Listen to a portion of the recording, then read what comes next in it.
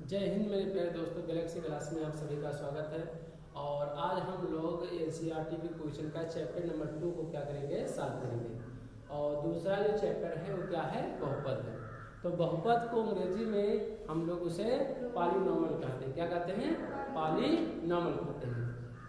तो पॉलीनॉमियल को समझने के लिए सबसे पहले हम लोग क्या सीखेंगे, चर और अचर। इसके बाद सीखेंगे बीजीय व्यंजक और इसके बाद हम लोग क्या आएंगे, बहुपद के बारे में आएंगे। ठीक है, तो चर राशियां की बात कर लिया जाए सबसे पहले। तो कहा जाए कि चर राशियां किसे कहते हैं, चर राशि किसे कहते हैं? चर राशि क्या होता है? चर राशि। तो परिवर्तनशील राशियों को क्या कहा जाता है? चर राशियां। अगर परिभाषा के रूप में लिखना हो तो परिवर्तनशील राशियों को चर राशियां कहते हैं। परिवर्तन का मतलब है कि जिस राशि का मान क्या हो, बदलता रहे, उसे क्या कहेंगे? चर राशि। इसे हम लोग संक्षेप में हमेशा याद रखने के लिए चर मीन्स क्या होता है? चलना।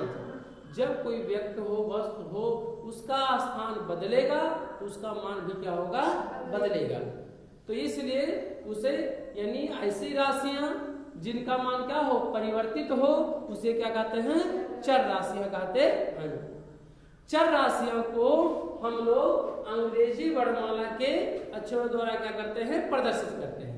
लेकिन अगर अंग्रेजी वर्णमाला में छोटे अक्षर और बड़े अक्षर होते तो छोटे अक्षरों द्वारा क्या करते हैं? प्रदर्शित करते हैं। किसके द्वारा? छोटे। कौन कौन? जैसे मान लिया जाए एक्स, वाई और क्या है, जेड, ये comma B comma C dot dot, ये क्या है? चर राशियां। कैसा है? चर राशियां। चर माने क्या होता है? अगर हम अपनी व्यवहारिक भाषा में कहें, चर मीन्स क्या होता है? चलना। और जब कोई व्यक्ति चलेगा तो उसका या स्थान बदलेगा तो उसका मान क्या हो जाता है? बदल जाता है। जैसे मान लिया अभी यहाँ पर है तो हमारे पास एक सर की पद है, अभी हम मजदूरी कार्य करने लगे तब सर की पद रह जाएगा। स्थान बदल दे तो भी क्या हो गया? उसका मान क्या हो गया? यानी हमारा मान क्या हो जाएगा? बदल जाएगा। तो इस तरह से चर माने क्या होता है? चलना। और चलने के माने पे चलेगा तो उसका मान बदलेगा। अर्थात मान बदलने की जो राशि या जिस राशि का मान बदलता रहता है प्रत्येक प्रश्न में, तो उसे हम लोग क्या कहते हैं? चर राशियां कहते हैं। चर राशियां को हम लोग अंग्रेजी वर्णमाला के छोटे अक्षरों द्वारा क्या करते हैं? प्रदर्शित करते हैं। कौन से छोटे? A B C D X Y Z dot dot. इसके बाद आता है अचर राशि। क्या आता है? आचर राशि। आचर राशि। अचर राशि। अचर राशि क्या होता है? आचर माने जो न चले, जो यानी जो स्थिर हो। तो जो स्थिर है अर्थात अपरिवर्तनशील राशियों को चर राशियां कहते हैं। अपरिवर्तन माने जिसका मान बदले न, तो उसे हम लोग क्या कहते हैं? अचर राशियां कहते हैं। और अचर राशियों को अंग्रेजी वर्णमाला के बड़े अक्षरों द्वारा क्या करते हैं? प्रदर्शित करते हैं। कौन से बड़े अक्षर? ये comma B comma C dot dot capital X Y और क्या जेड। इस तरह से हम लोग क्या करते हैं? प्रदर्शित करते हैं। और क्या? संख्यात्मक मान और भी 2 4 6 1 2 3 0 12 14 डॉट डॉट। इस तरह से हम लोग इसकी परिभाषा को भी बदल सकते हैं। कह सकते हैं कि संख्यात्मक मान को क्या कहते हैं? अचर राशियां कहते हैं। जैसे 2 4 6 8 10। जहां 10 अगर कहीं लिखा है तो कहीं भी लिखा जाएगा तो 10 ही लिखा जाएगा। उसका केवल आप रूप चेंज कर सकते हैं। उसका क्या रूप कर सकते हैं? रूप केवल 10 है तो आप क्या लिख सकते हैं? बहुत कर सकते हैं 8 + 2 लिख सकते हैं। 10 की जगह पे 8 + 2 तो मान वही रहेगा, तो मान बदलेगा नहीं। लेकिन जब हम लोग चर राशियां पढ़ रहे थे तो चर राशियां में ये था कि कहीं आप प्रश्नों को हल करते समय x की वैल्यू 14 आता था तो x की वैल्यू कहीं 15 आ जाता था, x की वैल्यू ऋण 3 आ जाता था, x की वैल्यू ऋण 4 आ जाता था, या y का मान 5 आ जाता था, या y का मान ऋण 10 आ जाता था, y का मान 14। ऐसे भिन्न भिन्न मान क्या होते थे? प्राप्त होते थे। अर्थात x y z का क्या मान क्या होता है? बदलता रहता था। तो इसलिए उसे क्या कहा गया? चर राशियां। और अचर राशियां किसे? 2 4 6 8 10 1 2 3 4 5, ये सब कैसी राशियां हैं? अचर राशियां। हम लोग इसकी परिभाषा को कह सकते हैं कि अपरिवर्तनशील राशियों को क्या कहते हैं? अचर राशि। अपरिवर्तनशील राशियों को अचर राशियां कहते हैं। जैसे 1 2 3 4 5 6 7 डॉट डॉट डॉट माने अनंत तक लेगा 2 4 1000 2000 5000 6000 डॉट डॉट 0। ये सब क्या है? संख्यात्मक मान। इसी दोनों को चर अचर परिभाषा को हम लोग दो तरह से और मतलब एक तरह से और डिफाइन कर सकते हैं। क्या डिफाइन कर सकते हैं? अक्षर की संख्याओं को हम लोग क्या कहते हैं? चर राशियां कहते हैं। और संख्यात्मक मान को हम लोग क्या कहते हैं? अचर राशियां कहते हैं। अक्षर माने A B C D X Y Z A B C D, और संख्यात्मक मान यानी अंकों द्वारा जो संख्या प्राप्त होता है वह संख्या जो अंकों द्वारा प्राप्त होता है या अंकों से बनी संख्यात्मक मान को या संख्या को हम लोग क्या कहते हैं? अचर राशि। अंक माने को होता है क्या? जैसे 2 और 3 मिला दिया तो कितना हो जाएगा? 23। ऐसे लिख दिया जाए 2 और 3 तो कितना हो जाएगा? 23। तो 2 भी अंक है, 3 भी क्या है? अंक है। तो जो अंक यदि है तो सबका अंक क्या है? सबका मान क्या है? स्थित है। और स्थित का मान क्या है? स्थिर है। और स्थिर का मतलब यही है कि उसका मान ना बदले। तो जिसका मान बदल जाएगा उसे चर राशि, जिसका मान ना बदले उसे तो चर और अचर राशियां हो गई। अब ये बीजीय व्यंजक आता है। क्या आता है? बीजीय व्यंजक। बीजीय व्यंजक क्या होता है? बीजीय व्यंजक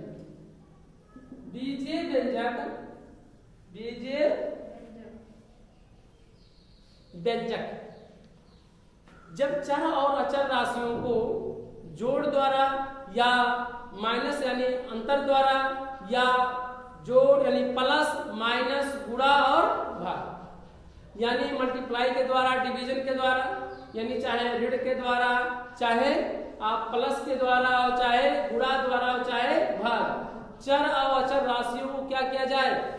बीच में क्या कर दिया जाए? संबंध स्थापित कर दिया जाए। तो जो हमें प्राप्त होगा वो क्या होगा? बीजीय व्यंजक होगा। उसे क्या कहते हैं? बीजीय व्यंजक। जैसे बीजीय व्यंजक के बारे में कहें, जैसे x प्लस क्या कर दिया जाए 2, तो यहाँ कौन सी राशि x क्या है? चर राशि है। 2 क्या है? अचर राशि है। और इसको किसके द्वारा जोड़ा गया है? प्लस के द्वारा। तो जब चर और अचर राशियों को प्लस माइनस और का डिवीजन मल्टीप्लाई के रूप में क्या कर दिया जाए? लिख दिया जाए तो उसे क्या कहते हैं? बीजीय व्यंजक कहते हैं। क्या कहते हैं? बीजीय व्यंजक।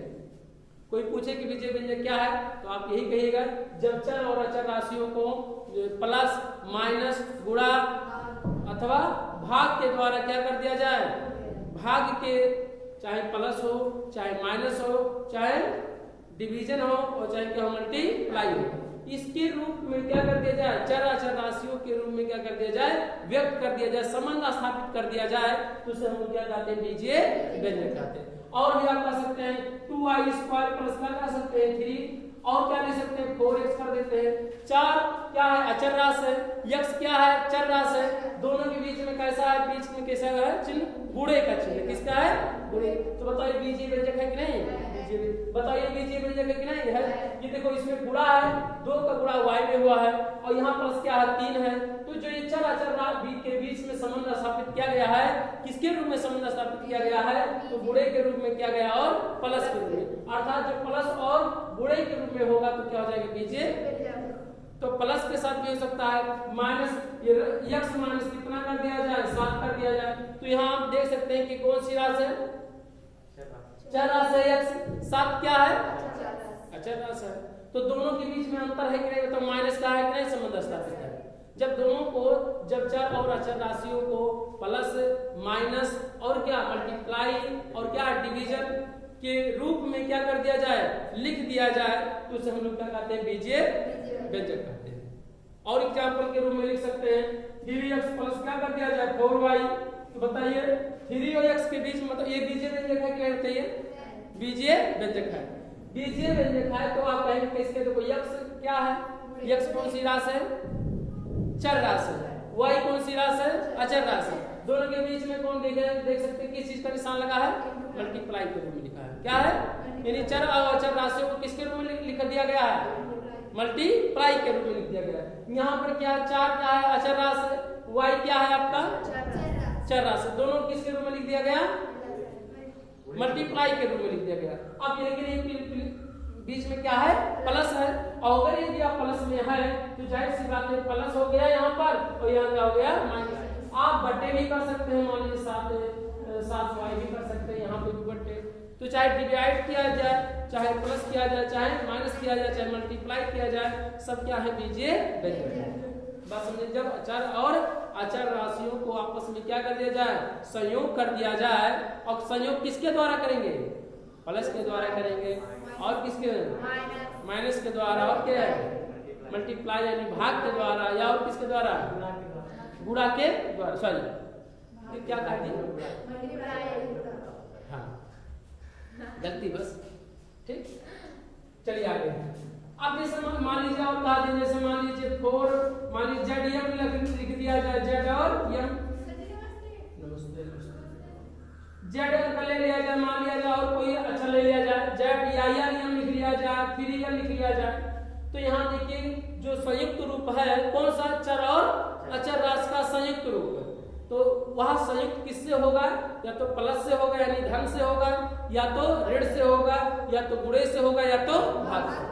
जो संयोजन होगा या संयुक्त रूप होगा, किसका संयोजन, चर और अचर का संयोजन, चर और अचर का संयोजन क्या कहलाता है, बीजीय व्यंजक। और वह संयोजन कैसा होना चाहिए, या तो प्लस में होना चाहिए, या तो क्या माइनस में होना चाहिए, या तो गुणे में होना चाहिए, या तो भाग में। यहाँ किसके रूप में, मतलब 3l है कि नहीं बताइए, बीजीय व्यंजक है कि नहीं 3l, बताइए 7m बताइए बीजीय व्यंजक है कि नहीं है, बताओ x/5 बीजीय व्यंजक है कि नहीं, बताइए बीजीय व्यंजक है बीजीय व्यंजक है। क्या है बीजीय, देखिए ये किसके रूप में है जो संयुक्त हुआ है, x क्या है और 5 क्या है अचर, ये किसके रूप में व्यक्त हुआ है, संयुक्त हुआ है भाग के रूप में। ये किसके रूप में 3 क्या है अचर राशि, 3 l क्या है चर राशि, ये किसके रूप में संयुक्त हुआ है, तो गुणे के रूप में संयुक्त हुआ है नहीं, तो बताओ बीजीय व्यंजक है कि नहीं, बीजीय व्यंजक है। तो बीजीय व्यंजक आप क्या कहेंगे कि चर और अचर राशियों के संयुक्त रूप को क्या कहते हैं, बीजीय व्यंजक कहते हैं। अब वो संयोजन कैसे होगा, या तो प्लस के द्वारा होगा, या तो माइनस के द्वारा होगा, या तो मल्टीप्लाई के द्वारा होगा। बात समझे कि नहीं, आगे चले हम लोग। अब हम लोगों को बीजीय व्यंजक के बाद हम लोगों का जो मुख्य चैप्टर है, अध्याय जो चैप्टर 2 है, वो क्या है, पॉलीनोमियल यानी क्या है, बहुपद। बहुपद को समझने के लिए इन 3 चीजों का जानना क्या होता है, जरूरी होता है। तो बीजीय व्यंजक x+2 हो गया, y-7 हो गया, x बटे कितना हो जाएगा 8 हो जाएगा, 2x + 3y कितना हो जाएगा 9 हो जाएगा। ये सब क्या है, बीजीय व्यंजक है। एग्जाम्पल के रूप में आपके सामने इस तरह से और क्या कर सकते हैं, 3x - 4 कर सकते हैं ऐसे, इस तरह से चर और अचर राशियों के संयुक्त रूप। तो यानी चर और अचर पढ़ लिया गया। चर क्या है, अक्षर की संख्याओं को क्या कहते हैं, चर राशियां। अचर राशियों को अंग्रेजी वर्णमाला के छोटे अक्षर द्वारा प्रदर्शित करते हैं। इसके बाद अचर राशि अंग्रेजी वर्णमाला के किसके द्वारा, बड़े अक्षर द्वारा। परिभाषा कोई पूछे तो कहीं आप परिवर्तनशील राशियों को क्या कहते हैं, अचर राशियां कहते हैं।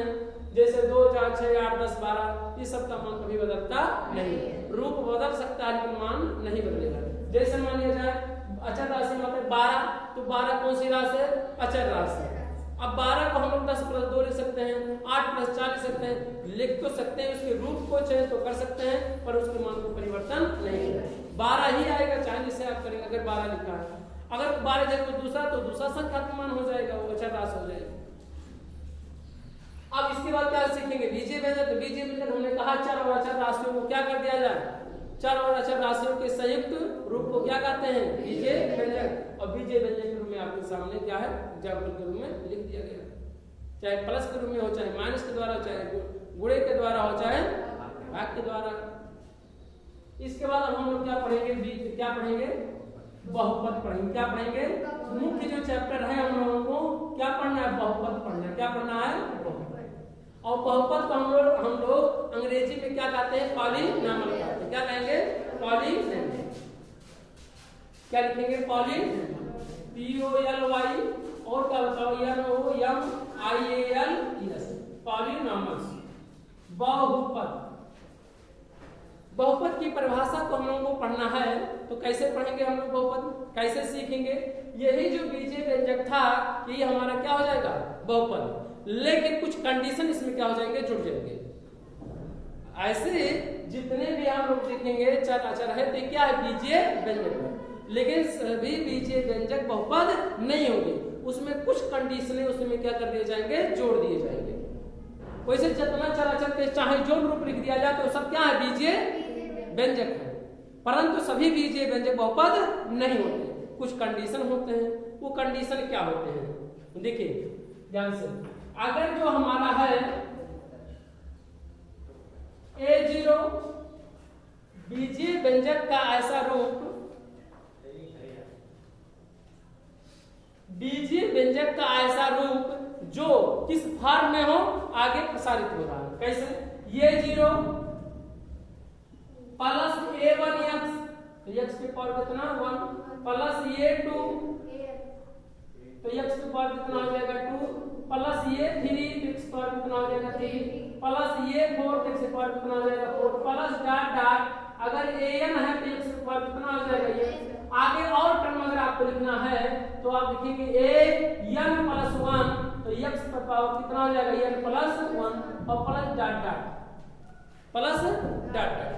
हो सकता है आपको नहीं, यहाँ फिर से लिख दें पॉलीनॉमियल क्या है, जैसे ये 0 प्लस कितना हो जाएगा A1 x की पावर कितना हो जाएगा 1, प्लस A2 x की पावर कितना हो जाएगा 2, प्लस A3 x की पावर कितना हो जाएगा 3, प्लस A4 x की पावर कितना हो जाएगा 4, plus dot dot plus an x की पावर कितना हो जाएगा n, प्लस आगे टर्म लिखना है आपको तो ये n x की पावर n प्लस 1 कर देंगे, क्या करेंगे, फिर आगे करना होगा an प्लस 2 x की पावर n प्लस कितना हो जाएगा 2 प्लस डॉट डॉट। ऐसा बीजीय व्यंजक जो इस रूप फॉर्म में हो, फॉर्म माने क्या होता है रूप, तो उसे हम लोग क्या कहते हैं, बहुपद कहते हैं। ऐसा बहुपद या ऐसा बीजीय व्यंजक किसके रूप में हो, इसके रूप में हो यानी इस फॉर्म में को क्या, के रूप को क्या कहते हैं, के रूप को, के रूप को क्या कहते हैं, बहुपद कहते हैं, बहुपद कहते कहते क्या लिखेंगे A0 प्लस A1 x, और देख रहे होंगे कि जब ये पहला टर्म है, क्या है, पहला टर्म है तो x की पावर ये 0 है ना, किसी भी संख्या पे घात अगर 0 रहता तो उसकी वैल्यू कितना हो जाता है, 1 हो जाता है, कितना होता है 1, चाहे चर राशि हो चाहे अचर राशि हो, यदि उस पे घात कितना है 0 है तो उसकी वैल्यू 1 की क्या हो जाएगी, बराबर हो जाती है, चाहे कितनी भी बड़ी राशि हो चाहे कितनी भी छोटी क्या हो राशि हो। अगर किसी भी चर और अचर राशि पे घात कितना है 0 है तो उसका मान कितना हो जाएगा, 1 की क्या हो जाता है, बराबर। तो यहाँ पर हम लोग देख रहे हैं कि ये जब पहला टर्म है तो ये 0 A1 A2, जब दूसरा पद पर हम लोग लिखने जा रहे हैं तो ये A1 है, यानी दूसरे से एक कम है, तो x की घाते कितना है 1 है, जब यहाँ A2 है तो x की घाते कितना है, यहाँ पर 2 है, कितना है 2 है, तो यानी जब तीसरा पद है तो यहाँ पर क्या है A2 है, यानी x की घाते का है 1 का है कम है। जब यहाँ x की पावर 3 है तो ये कैसा पद है, ये चौथा पद है, जब ये पांचवा पद है तो x की घाते कितना है 4, यानी टर्म से ये क्या है, घात क्या है, ये क्या है कम। यहाँ पर के रूप को यानी ये 0 x की पावर 0 प्लस A1 x की पावर 1 प्लस A2 यानी बीजीय व्यंजक, बीजीय व्यंजक क्या लिखेंगे, बीजीय व्यंजक क्या लिखेंगे, बीजीय व्यंजक A0 x की पावर 0 प्लस A1 x की पावर 1 प्लस A2 x की पावर 2 प्लस A3 x की पावर, ऐसी तरह से आपका वो बढ़ाते हो जाएंगे। अगर मान लीजिए n टर्म यदि होता तो यहाँ पर क्या हो जाएगा, n हो जाएगा, तो x की पावर कितना हो जाएगा, n हो जाएगा।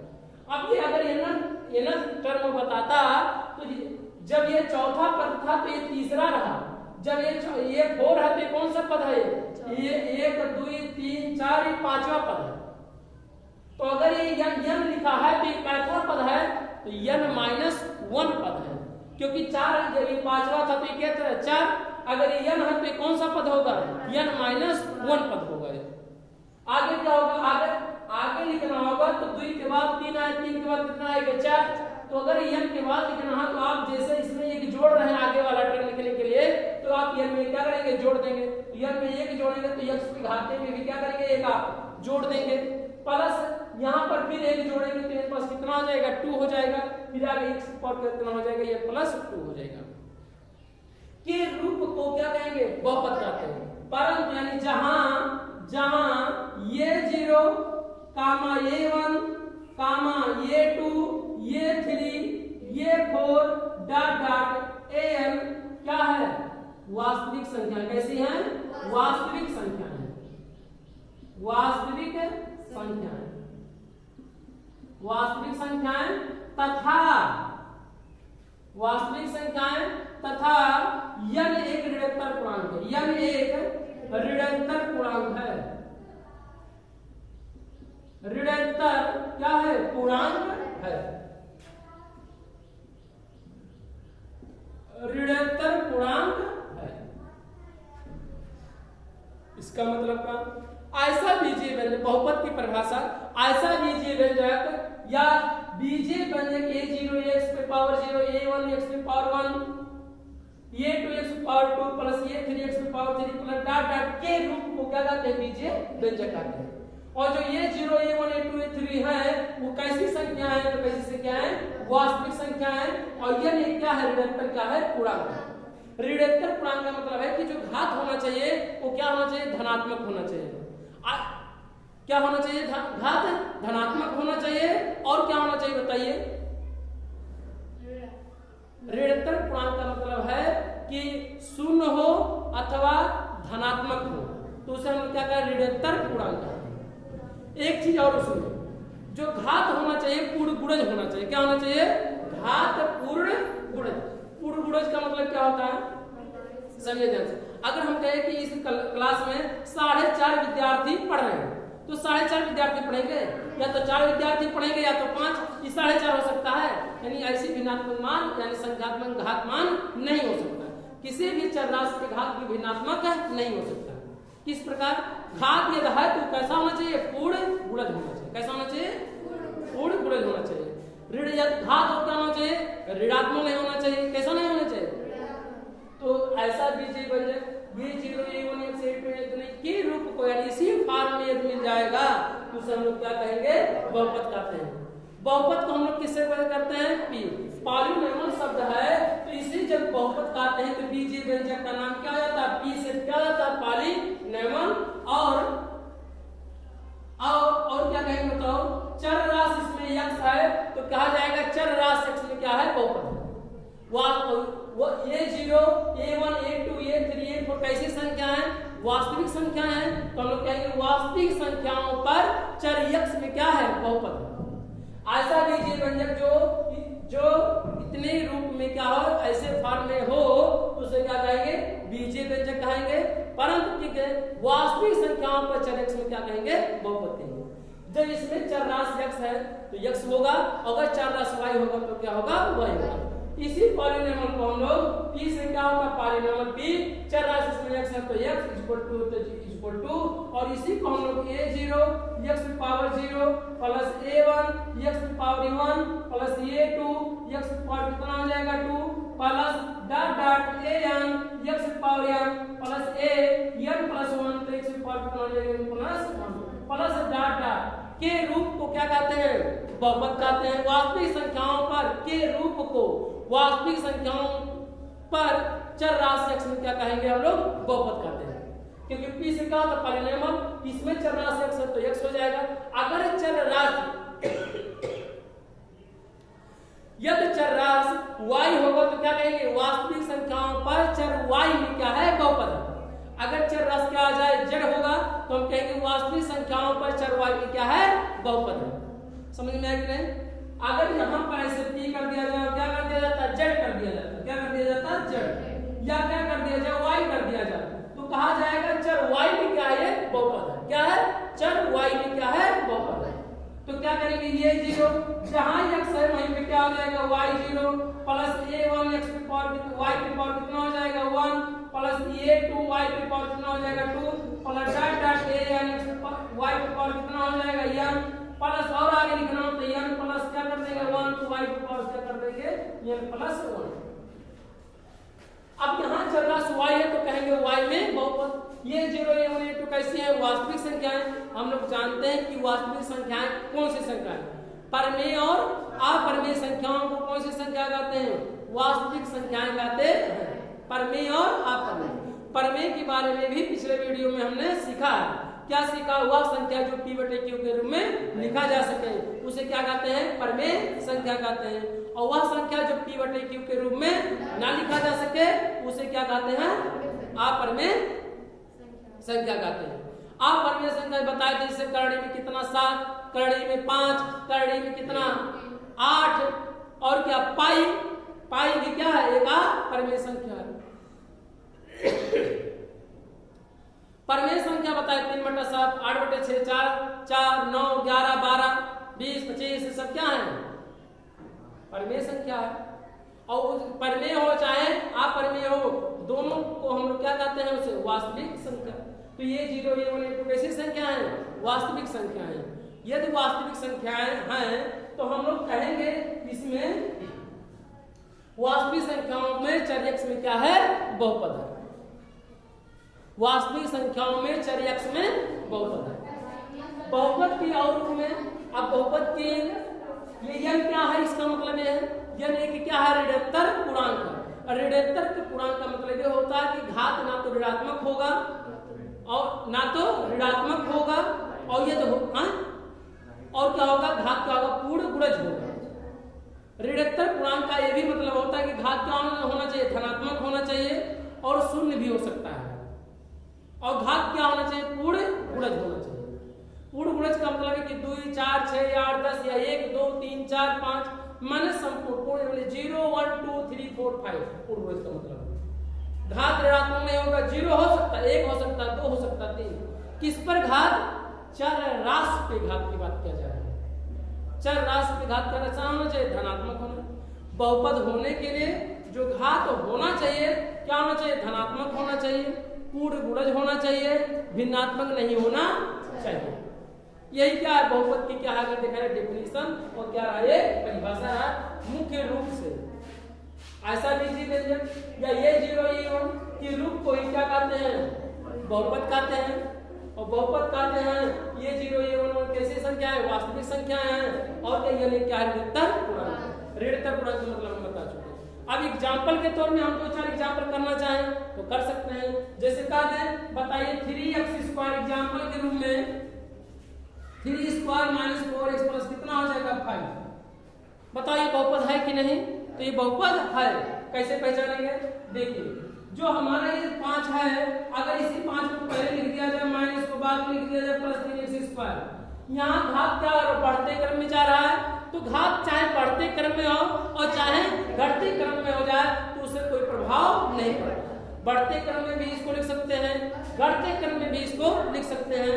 तो इस रूप को हम लोग क्या कहते हैं, बहुपद कहते हैं। ऐसा नहीं कि घात को बढ़ते क्रम में लिख दिया जाए, घटते क्रम में लिख दिया जाए, चाहे बढ़ते क्रम में, चाहे घटते और बढ़ते चाहे जिस क्रम में लिख दिया जाए, इससे कोई प्रभाव नहीं पड़ता। चाहे घटते क्रम में हो चाहे तब भी वो क्या होगा, बहुपद होगा। बहुपद के लिए 2 कंडीशन, घात ऋणात्मक नहीं होना चाहिए और घात क्या होना चाहिए, भिन्नात्मक नहीं होना चाहिए। यही उसका क्या होना चाहिए, मुख्य क्या है, कार्य।